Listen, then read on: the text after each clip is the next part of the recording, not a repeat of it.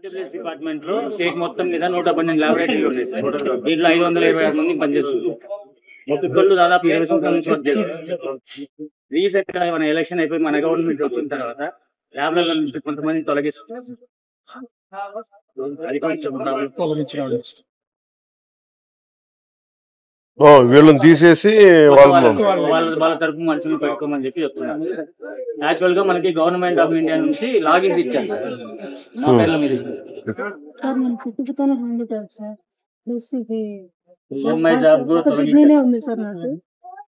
నాకు తీసి ఇబ్బంది పెట్టేసాను. జాబ్ తీసిస్తే ఏం చేయలేను. నా ఏజ్ 40 సంవత్సరాలు. ఆయన 13 సంవత్సరాలు సార్. నాన్న చనిపోయి 13 సంవత్సరాలు సార్. ఎవరు లేరు సార్. నేను చేసుకుంటే తినాలా లేకపోతే లేదు.